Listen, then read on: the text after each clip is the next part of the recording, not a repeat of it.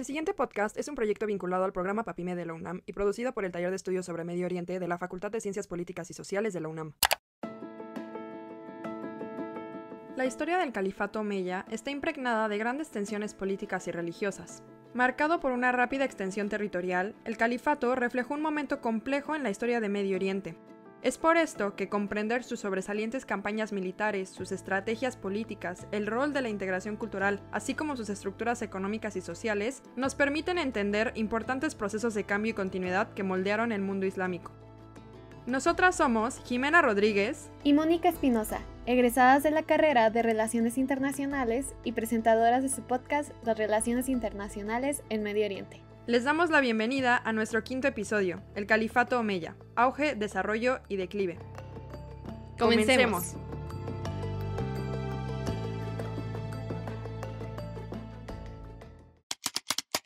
¿Qué cambios se desarrollaron en el plano político, social y económico durante el Califato Omeya? ¿Qué se entiende por el proceso de arabización e islamización? ¿Quién fue Hussein y qué papel jugó en la batalla de Kerbala? ¿Y por qué el martirio adquiere una enorme carga simbólica en la identidad musulmana? Para responder esto, en nuestro quinto episodio nos acompaña la doctora Isis Montserrat Guerrero Moreno, experta en los estudios de Medio Oriente con especialización en historia, historiografía y en el norte de África. Doctora, bienvenida. Le cedemos la palabra. ¿Qué tal? Un gusto poder acompañarlos en este podcast. Muchas gracias por la invitación. Al contrario, gracias a usted por acompañarnos en este episodio y si le parece, iniciaremos con tan esperada conversación.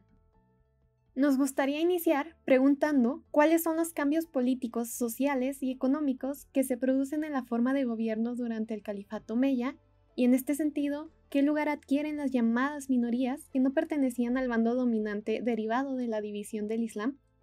Bien, creo que el primer punto que se debe considerar es cómo llegan los Omeya al poder. Esto es muy importante para entender los cambios y la reconfiguración política que hay. Los Omeya empiezan a ocupar lugares políticos, militares importantes dentro de la sociedad musulmana, la sociedad de los creyentes, derivado de toda una labor por parte de Uthman, quien es el califa Rashidun número 3, que gobierna del 645 al 656. Él toma el poder, es electo en realidad, toma el poder y comienza a posicionar a toda su familia en los puestos clave dentro del califato. Y esto lo que va generando es una red de apoyo y una red de poder que gira en torno a un clan, en este caso el Omeya. No era una costumbre dentro de la sociedad de creyentes, ni mucho menos. Fue una estructura social y política creada más bien en función de una especie de democracia, de elección por parte de la Shura.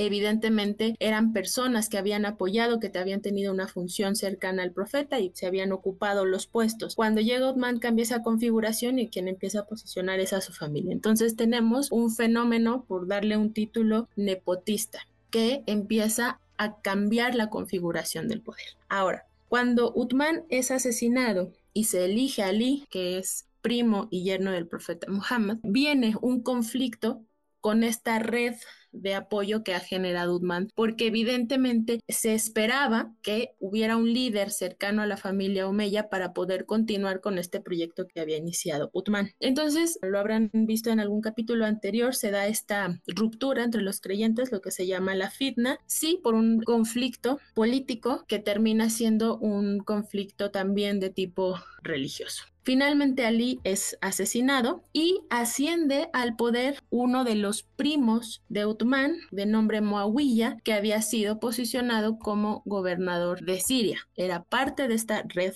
de apoyo político, parte del proceso nepotista, es quien le presenta conflicto a Ali. El pretexto era aclarar quién había asesinado a Uthman. Y él toma las riendas del poder, ¿no? Se proclama califa, tiene un apoyo muy fuerte en Damasco, en Siria, de donde él era gobernador, y aquí viene este cambio de gobierno. ¿Cuáles son las principales características de esta transformación? Pues primero, y creo que el más importante, es que el califato deja de ser electivo y se convierte en hereditario. ya sea por un testamento o por la expresión de una voluntad. Y esto se establece a partir de que el propio Muawiyah, el primo gobernante en Siria, elige a su hijo, Yazid, quien será Yazid I, para sucederle en el califato. Es decir, desplaza a la shura, desplaza la discusión de los sabios y ya se hace una designación directa para evitar que el poder salga de las manos omeya. No tiene que ser necesariamente el hijo ni el más grande, no es estricto este criterio, pero sí que quede dentro del clan omeya. El califato se vuelve también más administrativo, porque también recordemos que sigue el proceso de expansión. Y por lo tanto se hace necesario la administración de territorios que se van conquistando. Entonces este núcleo de poder que se traslada de la península arábiga a Siria se hace mucho más administrativo y yo diría un poco menos espiritual. El califa pierde un poco esta función de guía de los creyentes, de la persona que interpreta la palabra de Dios, y se convierte, o más bien se fortalece su figura como líder político, como líder militar, porque es lo que la función de la expansión y de este estado que se está formando, podrían decir algunos protoestados, pues es lo que le exigen, ¿no? Ahora, también en vista de que hay una fitna y hay una partición, no solo en dos secciones de la comunidad de creyentes, sino en varias, que mencionaré un poquito más adelante, tienen la necesidad de centralizar el poder para evitar el empoderamiento de la oposición. Oposición, entiéndase, los que en su momento seguían a Ali, la Shia Ali, los chiitas, o los jarilíes, o los mutasilíes, ¿no? Entonces, para evitar este empoderamiento externo, se centraliza el gobierno, obviamente en Siria, obviamente sobre la familia omeya. Ahora, en un lado positivo, dada la expansión, dada la necesidad de administrar a mucha gente, se crean los famosos diwans, o una especie de departamento que se encargarán de diversas tareas, ¿no? Se van a especializar para poder gestionar ese tipo de tareas. Por ejemplo, pues hacer un servicio postal eficiente. Se necesita comunicación con el norte de África, con la región persa, con la región bizantina que ha caído, que allá ha sido conquistada por los musulmanes, y entonces se crea este servicio postal. También se crea un sistema monetario islámico para obviamente crear o unificar un sistema económico con los territorios conquistados. Se realizan los estudios catastrales, es decir, se organiza el fisco, que es lo más importante, y se empieza a formar una especie de corte alrededor de la figura califal, ¿no? Algo que no había pasado, que se veían más como iguales en la sociedad de creyentes. Bueno, pues ahora empieza a haber una estratificación importante. Entonces yo diría que también hay una organización, una complejización de este sistema que lo hace más funcional. En cuanto a las minorías, bueno, pues son algunas perseguidas, curiosamente las que están vinculadas al Islam, como son los jarilíes, como son los seguidores de Ali, los chiitas, otros son tolerados, como los mutasilíes, y otros pues son aprovechados, ¿no? Las comunidades, por ejemplo, cristianas y judías, las religiones del libro, pagan un impuesto, la jizya, que por supuesto que sostiene la economía omeya, y por ello son incorporados al sistema y tolerados en alguna forma. Doctora, ahora bien, a propósito de los cambios en la organización, ¿qué relación guarda esta nueva configuración política con el proceso de arabización y expansión ejecutadas por las fuerzas omeyas? ¿Y cómo evolucionó el trato que se le daba a las comunidades y territorios en el marco de la conquista? La configuración política toma su camino por la expansión. En mi opinión, es el avance del califato el que va guiando las pautas para la estructuración de este nuevo proyecto político. Es lo que va guiando a los omeya. No solo eso, toman del imperio bizantino y también del imperio persa, que son las dos grandes facciones que son conquistadas, las estructuras burocráticas para poder seguir administrando estos territorios. Es importante considerar que los omeya, aunque continúan con el proceso de expansión, no tienen la capacidad para poder gestionar todo el territorio, a todas las personas, los pueblos que se van integrando. Por lo tanto, toman las estructuras que ya estaban, las conquistan, las someten a su gobierno y las utilizan pues de esta forma para poder seguir empoderando, para poder seguir complejizando el califato. La expansión de los Omeya es uno de los puntos que lleva a su máxima expresión al Islam. ¿Por qué? Porque no solo se conquista por completo la península arábiga, también se llega a las proximidades del río Indo, el Oxus, cruzan el Magreb, se extienden a la Transoxiana, inician la conquista de la península ibérica, es decir, llegan a tocar territorio europeo. Entonces es una de las expansiones más importantes que hay dentro del Islam. Ahora, me gustaría mencionar que dos de las características más importantes de este proceso expansivo es uno, que no fue adoctrinante. Por ejemplo, lo que pasó con Isabel la Católica, que tenía un claro proceso de expansión, que era evangelizador, que era este objetivo de llevar la cristiandad al mundo, pues en el caso de los musulmanes no fue así. El Islam era para los creyentes que estaban próximos al profeta y que, bueno, se habían convertido poco tiempo después, pero no era el objetivo que las comunidades se convirtieran, porque recordemos que las comunidades del libro, que eran externas, cristianos y judíos, pues representaban una buena entrada de dinero al pagar este impuesto de jizya, ¿no? Que quiere decir, tú puedes mantener tu religión, tus creencias en privado, y a cambio yo te dejo tranquilo, pero tienes que pagar este impuesto. Entonces, punto número 1, no era adoctrinante, el objetivo no era buscar conversiones al Islam que afectaran la economía omeya, y la otra es que el objetivo sí era, esto sí, el control territorial para tener una explotación, pues claramente, o del fisco o de los recursos de ese espacio, y tener por lo tanto los medios que sostuvieran al gobierno. Ahora, las conquistas se llevaban a cabo, digámoslo así, o por la buena o por la mala, por la paz o por la guerra. La paz, a los pueblos que se rendían sin pelear, abrían las puertas y permitían la entrada de los ejércitos musulmanes. La guerra era para aquellos que se resistían. Ahí había conflicto y cuando ganaban los musulmanes entraban a las ciudades y saqueaban, quitaban los bienes a las personas, a veces también esclavizaban, encarcelaban o asesinaban a diestra y siniestra. Por la mala, el sistema fue sumamente violento. Ahora, en ciertos territorios conquistados, sobre todo los que tenían una ubicación estratégica, se instalaron bases militares y desde ahí estos puntos funcionaban como de representación del gobierno omeya. Ejemplo de ello, Kufa, Kairouan, Córdoba, Isfahán, Bagdad. Esto que nos muestra, pues, que el propio califato se va complejizando, se va expandiendo y por lo tanto requiere de una administración mucho más completa y de una colaboración incluso local en un nivel muy importante. Ahora, esto lo mencionaba hace unos minutitos, quiero recalcarlo. La población de los creyentes es muy poca para poder controlar el territorio. Entonces se empieza a absorber dentro del propio sistema político a la gente local, ¿no? Cristiana, bizantina, persa, sasánida. Entonces tenemos un cuerpo de gobierno que debido a la expansión se vuelve multicultural y plurireligioso incluso. Después, justamente vendrá la consolidación de este proceso de islamización y de arabización. El primero quiere decir que es la conquista, ahora sí, el establecimiento del Islam como religión en todos estos territorios, y la arabización por su parte no tiene nada que ver con la religión, sino con la adopción de la lengua árabe. Esto incluso va a ser otra característica del califato omeya. Va a instaurar a la lengua árabe como el idioma de los documentos oficiales, de los procesos oficiales o que tengan que ver con el gobierno. Entonces hay dos direcciones. Primero, que sí, el Islam llega a diferentes espacios del norte de África, de la propia Europa, de Asia,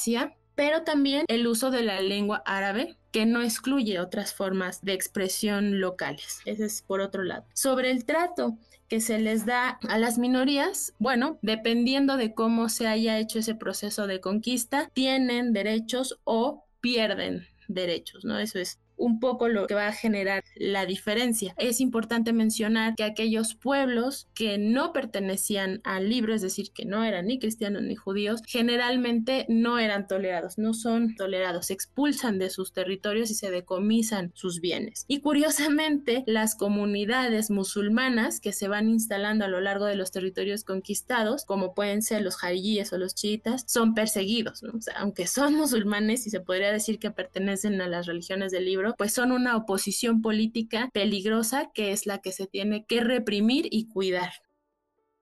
Para ir finalizando, ¿nos podría mencionar qué fue la batalla de Kerbala y por qué adquiere una carga simbólica y política considerable en la identidad musulmana? Y a modo de cierre, ¿cuáles fueron los principales factores que incidieron en el debilitamiento y caída del califato omeya? Claro, la batalla de Kerbala fue un combate que se libró en octubre del 680 entre el ejército omeya enviado por Yazid I. Estamos en el contexto donde ha muerto Muawiyah, primo de Uthman, gobernador de Siria, y contra Hussein, nada más y nada menos, pues el nieto del profeta, hijo de Ali y de la hija del profeta Fátima.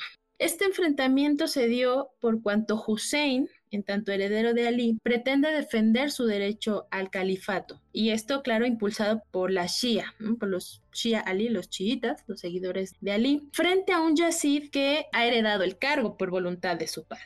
Se da este enfrentamiento, masacran a Hussein, a su familia, los relatos son muy explícitos. Hussein con su hijo pequeño en los brazos es masacrado sin ningún tipo de piedad. Y este episodio es importante con todos y estos detalles bastante fuertes, es simbólico porque los hombres de Yazid acribillan a la familia de Hussein, pero que no es cualquier familia, es la descendencia del profeta Muhammad. Los omeyas quedaron ante los ojos de los creyentes como una familia vil que violenta los principios más sagrados del propio Islam, primero porque asesinan a otros hermanos musulmanes y después asesinan nada más y nada menos que a la familia del profeta. Esto hizo que Hussein se configurara como un mártir y por lo tanto un símbolo de lucha e identidad de los seguidores de Ali. Lejos de ser un asesinato que queda en el olvido, es un evento que se adopta dentro de esta rama chiita del Islam y se convierte en un símbolo constante. De hecho, este evento, que evidentemente le dio una pésima fama a la familia omeya, ayuda a su propia decadencia, específicamente porque acentúa la división entre los creyentes. Si ya había dudas sobre si el califato debía continuar por elección o en la familia omeya y demás, bueno, este evento lo que hace es reafirmar a muchos la convicción de que los omeya no eran la familia ideal para gobernar. Entonces lo hilamos con otros elementos que explican la decadencia y el debilitamiento de la familia omeya. Por ejemplo, bueno, el primero, divisiones sociales, la inconformidad entre los creyentes, desde la fundación, desde que se asesina a Ali y Muawiyah toma el poder. La otra es la división o las divisiones entre la propia familia. Los omeya empiezan a discutir entre ellos por la sucesión al califato. Como les decía, no hay un criterio establecido de decir es el hijo y el más grande quien hereda, no lo hay. Entonces empiezan estas discusiones a crear algunos problemas internos en la familia. También hay inconformidad por parte de los creyentes que se convierten durante la conquista. ¿Por qué? Porque son tratados como creyentes o personas de segunda clase, ¿no? No son estos primeros que se convirtieron con el profeta, sino van adquiriendo la calidad al paso de los siglos y pues parece que no tienen los mismos derechos ni el mismo trato que los creyentes originales. Entonces, esto también es una inconformidad social.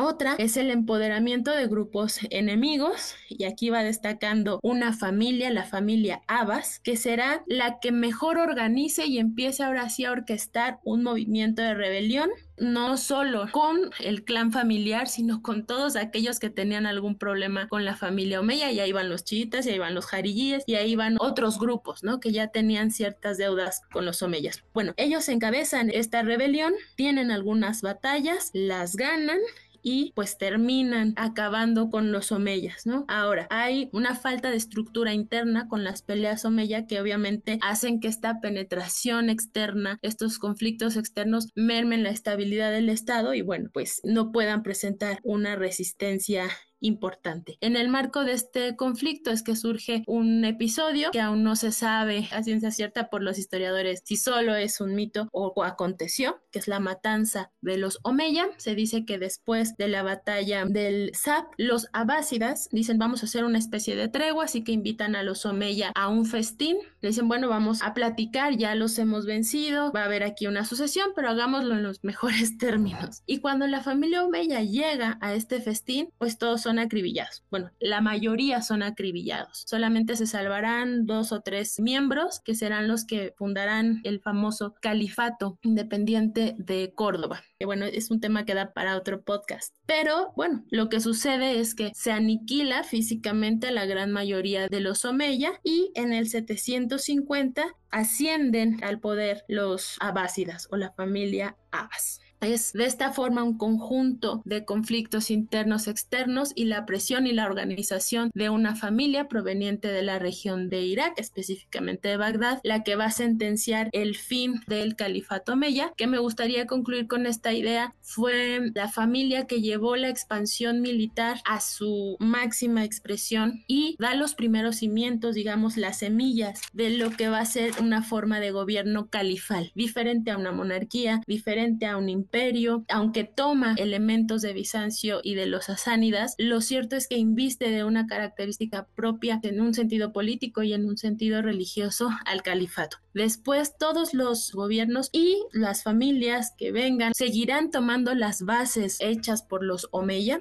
formadas por los omeya, para poder engranar, configurar y erigir otras formas de gobierno, sí, algunas más complejas, algunas más interesantes incluso en términos culturales, pero abrevan de esta primera experiencia política. Doctora, muchas gracias por esta interesante exposición sobre un periodo tan importante para nuestra región. Le agradecemos mucho habernos acompañado. Muchas gracias, ha sido un gusto conversar con ustedes y bueno, pues seguiremos escuchándonos en las próximas cápsulas. También muchas gracias al público que nos escucha, no sin antes invitarles a seguir las redes del Taller de Estudios sobre Medio Oriente y por supuesto a continuar escuchando las discusiones en nuestros próximos episodios, donde continuaremos construyendo este atractivo rompecabezas. Así es, en nuestro 6º episodio hablaremos sobre la civilización musulmana clásica, los procesos de arabización e islamización y el califato abasí. No se lo pierdan. Les enviamos un fuerte abrazo y nos vemos a la próxima. ¡Hasta pronto!